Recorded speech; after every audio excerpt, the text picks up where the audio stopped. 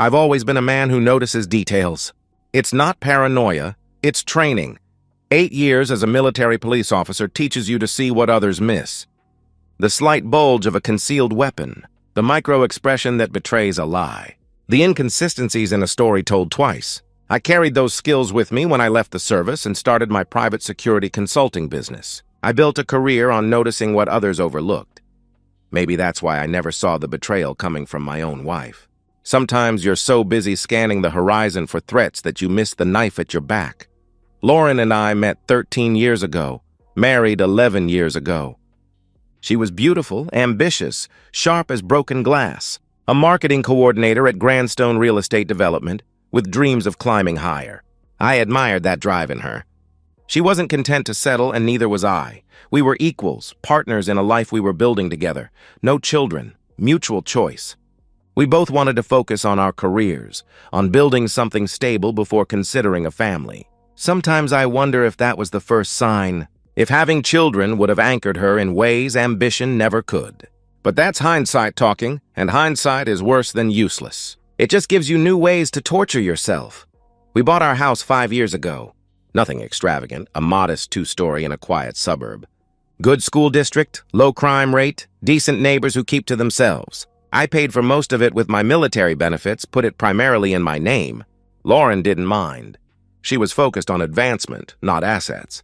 When I make senior coordinator, she'd say, then we'll upgrade. Always looking ahead, my wife. Always seeing what could be instead of what was. The security system was my one indulgence. Top-of-the-line surveillance, cameras in every room, motion sensors, cloud backup with redundant systems. In our one-party consent state, it's perfectly legal. Lauren used to tease me about it. My overprotective soldier, she'd call me, rolling her eyes but smiling. She understood why I needed control over my environment. She knew about my deployments, the things I'd seen, the hypervigilance that never quite faded. She accepted it as part of the package. Part of me, or so I thought. 2 weeks before it happened, Lauren seemed distracted at dinner. She pushed her food around her plate, mentioned offhand that her new boss had big plans for the department. Richard Castellano, she said, looking up from her wine glass. He's restructuring everything. Says I might finally get that senior coordinator position. That's great, I told her, genuinely happy. You've earned it. She smiled, but it didn't reach her eyes. I should have noticed that, should have seen the subtle shift in her body language, the way she couldn't quite hold my gaze. All the signs were there. Little red flags I would have spotted immediately in anyone else. But this was Lauren, my wife, the one person I trusted completely. That Thursday evening, I was in my home office reviewing security footage for a client. Routine work, nothing urgent. Lauren had texted earlier saying she'd be home late. Another meeting with Castellano. I typed back, no problem. Love you, she didn't respond. I didn't think anything of it. Not yet. The sound of the front door unlocking pulled me from my work. I glanced at my watch, 8:17 p.m., earlier than I expected. I closed my laptop, thinking Lauren was home, thinking I'd make her some tea, ask about her day. I thought it was Lauren coming home early. I was wrong. Dead wrong. He walked into my living room like he owned the place. Tall, mid-50s, Italian suit that probably cost more than my monthly mortgage payment. Manicured nails, expensive watch, that unmistakable aura of entitlement that comes with power and money. He didn't knock. Didn't call out. Just walked in, sat on my couch, and crossed his legs like he'd been invited. My training kicked in immediately. My hand moved beneath the desk to the mounted Glock 19. A precaution, nothing more. I kept my voice level, controlled. Can I help you? Victor Hayes, he stated, not a question. He knew exactly who I was. I'm Richard Castellano, Lauren's boss. The name registered immediately. The man who'd been keeping her late at the office. The man with big plans for her future. He was sitting in my living room uninvited, and alarm bells were screaming in my head. How did you get in my house? I asked, my voice remaining calm, but my finger resting near the trigger guard now. Not on it, I'm not reckless, but close. Castellano's smile was thin, predatory. Your wife gave me a key, he replied smoothly. 5 words. 5 simple words that shattered the foundation of my marriage. Lauren had given this stranger, this man I'd never met, access to our home without telling me. The violation was so profound I couldn't immediately process it. Castellano didn't wait for me to catch up. He launched straight into what he called a man-to-man conversation. His voice was casual, matter-of-fact, as if what he was proposing wasn't monstrous. "Here's the situation, Victor. I want to try your wife tonight, in your bed, and you're going to be reasonable about it," he explained, as if discussing a business deal. I stared at him, certain I'd misheard. This couldn't be happening. This wasn't real. But it was. Castellano sat in my living room, explaining the arrangement as if it were a business transaction. Lauren would get the promotion, the career advancement, the life she deserved. I just needed to step aside, be cooperative. Lauren has already accepted the arrangement, he continued, examining his manicured fingernails. She understands how this works, how success happens. She's being smart about it. "Get out of my house," I ordered, my voice ice now, MP voice, the one I used during interrogations. Castellano laughed, and made his threats. Connections with judges, politicians in his pocket, evidence that could be manufactured. He could make me disappear into the prison system while Lauren moved on with her life. "How do you think it works for people like Lauren?" he asked, leaning forward. "Do you think talent is enough? Dedication? Hard work?" He snorted. "Those are just the entry fee. The real currency is compliance, adaptation, being willing to make arrangements."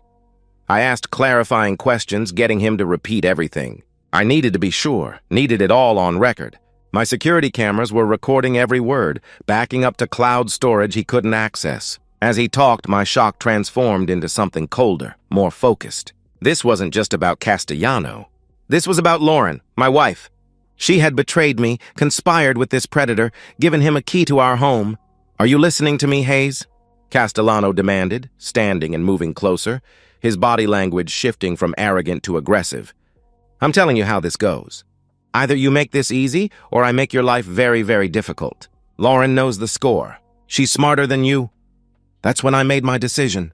I brought the gun up from under the desk, aiming center mass. No hesitation. No uncertainty. Castellano froze mid-step, his eyes widening. "You have exactly 30 seconds to leave my house," I warned, my voice deadly calm. "Every word you've said is being recorded. Every threat, every admission of attempted coercion. It's all backed up to servers you can't touch." Castellano's face transformed, shock to fury in an instant. He realized he'd been trapped, cornered by his own arrogance. "You son of a bitch!" he snarled. He lunged forward, throwing a sloppy kick aimed at my head. Old instincts took over. I shifted back, absorbing the momentum. 3 shots, center mass. Textbook defensive shooting. Castellano collapsed, blood spreading across the expensive suit, staining my living room carpet. His eyes were wide with disbelief, then vacant. I set the gun down carefully on the desk, picked up my phone, and made 3 calls in sequence. First, 911. "I need to report a shooting. Home invasion. The intruder is down. I'm the homeowner," I stated calmly. Second, my lawyer. "Mark, it's Victor Hayes. There's been an incident at my home. I need you here immediately," I explained. The third call I almost made was to Lauren. I had the phone in my hand, her contact pulled up. But something stopped me. A cold certainty that this wasn't a misunderstanding, that Lauren was complicit, that the woman I married had conspired to have another man threaten me in my own home. I put the phone down and waited for the police. For Lauren, for whatever came next. The hardest call I made wasn't to 911 or my lawyer. It was waiting for Lauren to walk through that door and see what her ambition had cost. I sat at my dining room table, an island of stillness in a storm of activity. Police officers photographed the body. Crime scene techs collected evidence. My lawyer, Mark Donovan, stood behind me. A reassuring presence as Detective James Morris reviewed the security footage on my phone. I knew Morris from my MP days. We'd worked adjacent cases, respected each other's methods. He'd arrived 20 minutes after the first officers, taking over the scene with quiet authority. When the video ended, Morris whistled low. "Open and shut self-defense, Vic. You articulated the threat, gave commands, only fired when attacked," he observed, glancing at the bloodstain on my carpet. Clean shooting. Textbook. My training had saved me. The body cam footage from the first officer showed me calm, weapon secured, hands visible, cooperating fully. I'd done everything right. The system was working as it should. I was the victim here, the innocent party. Then headlights swept across the living room windows. Car doors slammed. Lauren was home. I watched through the front window as she parked in the driveway, noticed the police cars, frowned in confusion. She walked quickly to the front door, entered her own crime scene, and froze. Her eyes registered everything in sequence, the body bag being zipped, the blood being cleaned, the detectives, the techs, her husband sitting calmly at the table. She went white. "Victor? What? Oh my God, is that?" she stammered. "Richard Castellano," I stated evenly. "Your boss. The man you gave a key to." I watched her face as understanding dawned. The shock wasn't at finding a dead body in her living room. The shock was realizing the plan had failed catastrophically, that Castellano hadn't succeeded in threatening me into compliance, that her betrayal was exposed. She started crying, moving toward me with outstretched hands. "Victor, you don't understand. It wasn't what you—" she pleaded. Detective Morris interrupted, voice professional but firm. "Mrs. Hayes, I need to ask you some questions. Did you know Richard Castellano was coming to your home tonight?" No, I mean, he said he wanted to talk to Victor, but—" she faltered. "Did you provide Mr. Castellano with a key to this residence?" Morris pressed. Her eyes darted from Morris to me, back to Morris. "Yes, but—" she admitted reluctantly. "Did Mr. Castellano tell you the purpose of his visit?" He continued. "He said he just wanted to talk," she whispered, looking at me desperately. "Victor, please!" "There's video, Lauren," I interrupted quietly. "Everything he said. Your involvement." The color drained from her face. She swayed slightly, grabbing the back of a chair for support. "I need a lawyer," she murmured. The next few hours blurred together. Lauren was questioned separately. Her phone was seized, revealing text messages with Castellano that confirmed the arrangement. My lawyer explained the situation in blunt terms. I was clear, but Lauren was in serious legal trouble. Accessory to attempted sexual coercion, conspiracy to commit blackmail, possibly more charges depending on what investigators found. I watched my wife being read her rights in our living room. She kept looking at me, eyes pleading for understanding, for mercy, for some connection. I felt nothing. No anger anymore. No betrayal. Just cold clarity. She'd made her choice. She chose ambition over me, over our marriage, over basic human decency. The woman I married wouldn't have done this. This stranger wearing Lauren's face did. The police finally cleared out around 3 a.m. The body was gone. The evidence collected. Statements taken. Preliminary reports filed. I sat alone in my living room, now a crime scene. I could still smell the blood, the gun smoke. My ears were still ringing from the shots, but my hands were steady. My breathing was calm. I had survived. That's what mattered. I thought the worst was over. I was wrong. The real nightmare was just beginning, not from criminals or police, but from the court of public opinion. The story broke within 48 hours. Wife conspires with boss to coerce husband. Deadly confrontation follows. Local news at first, then picked up by national outlets hungry for salacious content. My home became a stage, besieged by reporters with cameras and microphones. My security system, the same one that had saved my life, now captured journalists trampling my lawn, news vans blocking my driveway. I didn't leave the house for a week, except for police interviews and meetings with my lawyer. The thought of facing those cameras, those questions, made me physically ill. Not out of guilt, I knew I'd acted in self-defense, but from the violation. My private trauma had become public entertainment. Meanwhile, the investigation expanded like a cancer. Detectives seized Lauren's work computer, her emails, her phone records. What they found painted a damning picture. This wasn't sudden manipulation. Lauren had been having an emotional affair with Castellano for 6 months. He'd been grooming her, making promises of advancement, gradually escalating to the sexual arrangement, but the texts showed Lauren was willing, eager even. She wrote about finally getting what I deserve, and Victor will understand eventually. My lawyer showed me these messages in his office, my wife's betrayal rendered in clinical digital text. She'd been lying to me for half a year. Every late meeting was time spent with Castellano. Every networking event was another step in their plan. The night I killed Castellano wasn't the beginning. It was the culmination. I went through the motions, talking to detectives, meeting with lawyers, reviewing evidence, but I felt disconnected, like I was watching someone else's life unravel. My therapist, Dr. Coleman, mandated after the shooting, asked if I felt guilty about killing Castellano. No, I answered honestly. I feel guilty that I didn't see this coming, that I trusted her.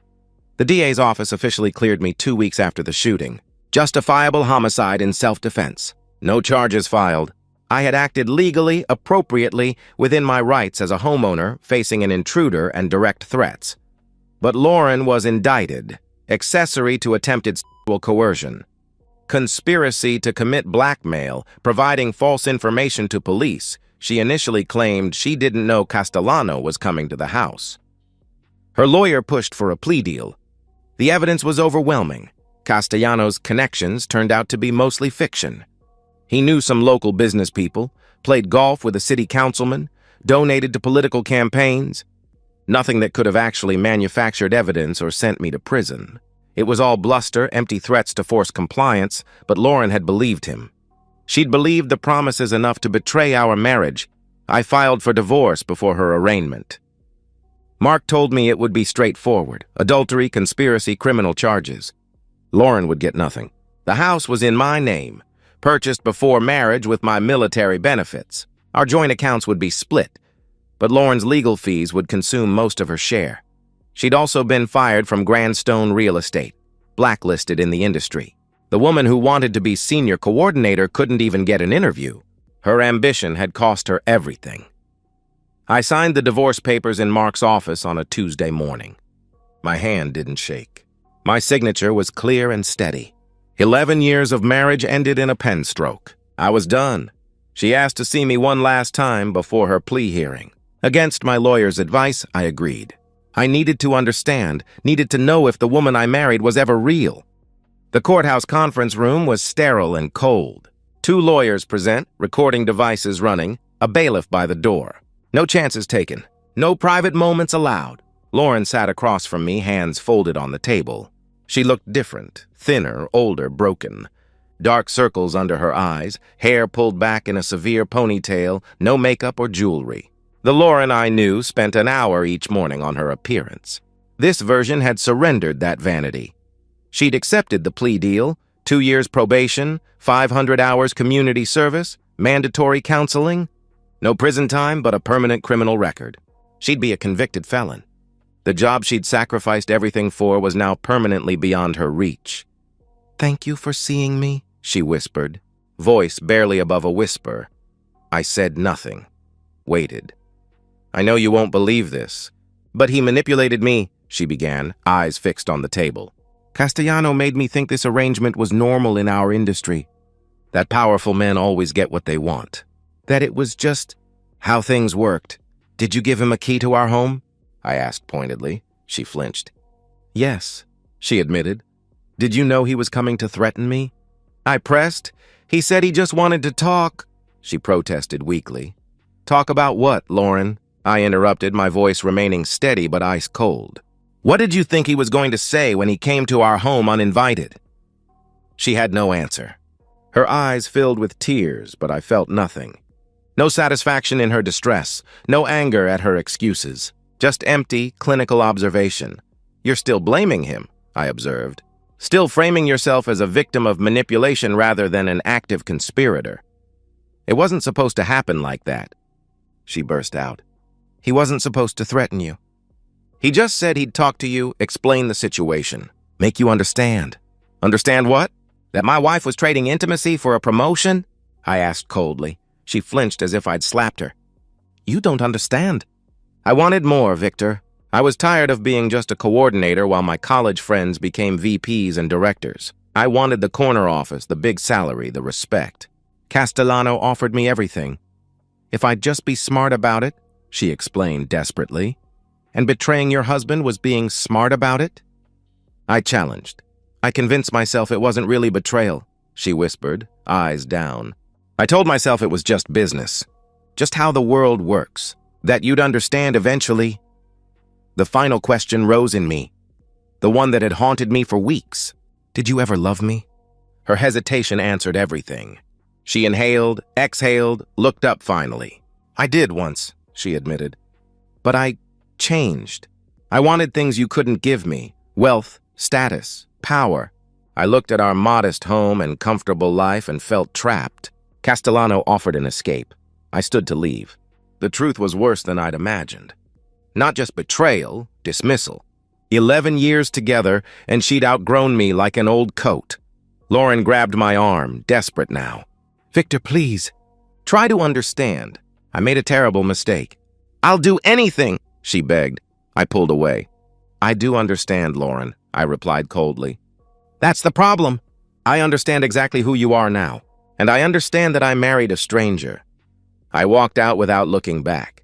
The divorce was finalized 3 days later. I kept the house, most assets, my dignity. Lauren left with her legal fees, her criminal record, and the ruins of her reputation.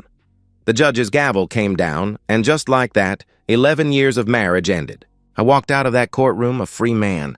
It would take longer to feel like one. 2 years have passed since I shot Richard Castellano in my living room. 2 years since I discovered my wife's betrayal. 2 years of rebuilding a life I thought was stable. My security consulting business is busier than ever. The case made me something of a legend in certain circles, the consultant who saw danger coming and prepared for it. I've tripled my client list, upgraded my home security system, though it's more symbolic than necessary. The original system saved my life. I don't date much. The few times I've tried, I've found myself watching for signs of deception, testing motivations, looking for hidden agendas. My therapist says it's normal, that trust takes time to rebuild. I'm not sure it ever will. The betrayal cut deeper than the physical danger. Lauren's willingness to sacrifice me for career advancement showed me how little our marriage actually meant. Through mutual acquaintances, I hear about Lauren occasionally. She moved to Nevada, working retail under her mother's maiden name. The criminal record makes professional work nearly impossible. The news coverage made her name toxic in our industry. She's trying to escape her past, build something new from nothing. I don't feel satisfaction hearing this. Just a dull, distant ache for the person she used to be or the person I thought she was. Sometimes I wonder if she ever thinks about me, about what she threw away. I wonder if the corner office she coveted seems worth it now, standing behind a register in a desert town where nobody knows her name. Castellano's family sued me in civil court. Wrongful death. The case was dismissed within minutes when my lawyer presented the security footage. The judge called it the most clear-cut case of self-defense he'd seen in 30 years.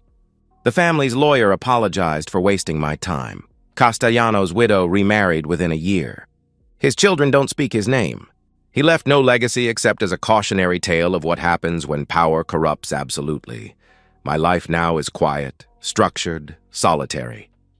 I wake at 5 a.m., work out, review security protocols for clients, go to bed early. I've made peace with what happened. People sometimes ask if I regret shooting Castellano, if there was another way. My answer never changes. He broke into my home. He threatened to destroy my life. He attacked me. I defended myself. The law agreed. And I sleep just fine at night. The moral complexity isn't lost on me. I took a human life. But it was a life bent on destruction, on coercion, on abuse of power. Castellano would have ruined others if he'd lived. Lauren would have continued believing that betrayal was just how the world works. The tragedy forced a reckoning that needed to happen. I don't hate Lauren anymore. Hate requires energy, investment, caring. I feel nothing when I think of her now. She's a stranger who briefly wore the face of someone I loved. The real Lauren, the woman I married, probably never existed. She was a construct, a performance, a mask worn until ambition made it inconvenient. I've learned that some predators wear expensive suits and make promises of advancement. And some betrayals come from the person sleeping beside you, the one you trusted most. My security system saved my life, but it was my training, my instinct, my refusal to be a victim that let me survive. The bloodstains are gone from my living room, professionally cleaned. New carpet, new furniture. But I still see it sometimes, the moment when everything changed. I'm not the same man I was 2 years ago. That man trusted too easily, loved too blindly, believed that marriage meant something permanent. This man knows better. This man survives. I defended myself. The law agreed. And some nights, when I'm alone in this house that's become both fortress and prison, I wonder if I saved my life only to lose it anyway. But then morning comes, the sun rises, and I'm still here, still standing, still free. That has to be enough. And that's the end of today's story. If you enjoyed it, please give this video a thumbs up and drop a comment below. Your support helps the algorithm push my content further. If you're new to the channel, don't forget to hit that subscribe button. It really helps me keep creating more stories for you. Thanks for watching, and I'll see you in the next one.